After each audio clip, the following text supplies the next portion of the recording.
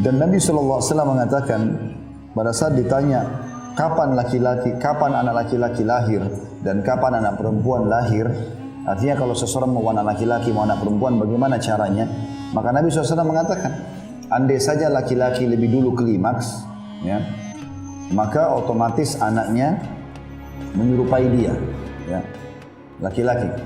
Kalau si perempuan lebih dulu klimaks, maka berarti anaknya menyerupai dia, maksudnya anak perempuan.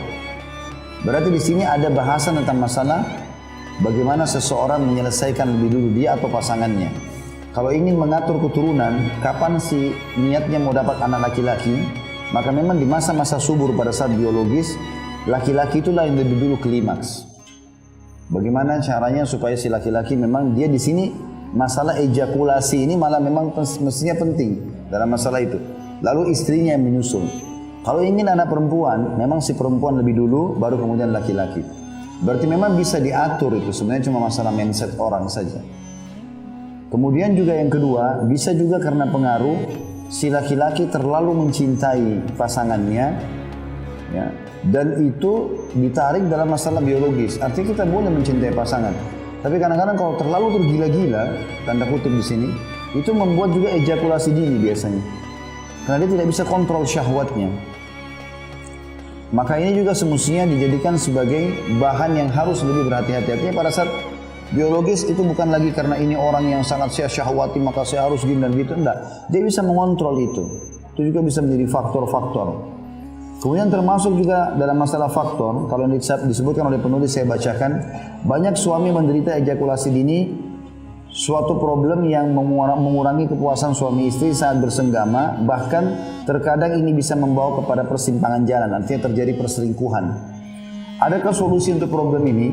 Maka jawabannya banyak pemuda yang baru menikah, bahkan banyak laki-laki yang sudah beristri mengalami problem ejakulasi dini yang menyebabkan, meskipun bukan merupakan sebab utama kegagalan kehidupan rumah tangga bagi banyak orang, banyak kelelahan yang dialami baik oleh laki-laki maupun perempuan atau wanita.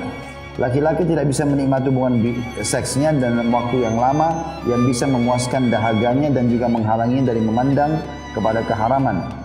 Kemudian ia membiarkan istrinya tanpa bisa menyelesaikan hajatnya.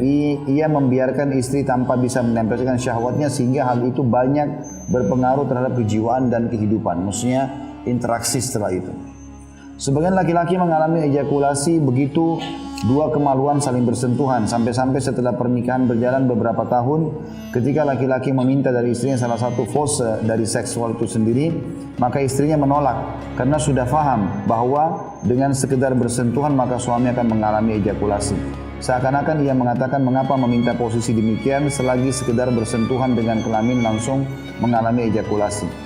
Ini tentu saja memicu banyak problem seksual. Akibatnya, kehidupan rumah tangga mengalami jungkir balik secara umum. Boleh jadi ini akibat penyakit atau kejiwaan. Berarti yang difokus oleh penulis adalah masalah penyakit dan kejiwaan. Jika ini akibat penyakit, maka silakan konsultasi dengan dokter. Tapi jika ini karena faktor psikis, seperti tidak bisa tidur atau kesedihan misalnya, maka ia harus memalingkan pikirannya dari hal itu atau hal ini saat bersetubuh. Ia harus tahu bahwa istrinya memiliki hak dan ia harus memberikan kepada setiap orang haknya atas haknya.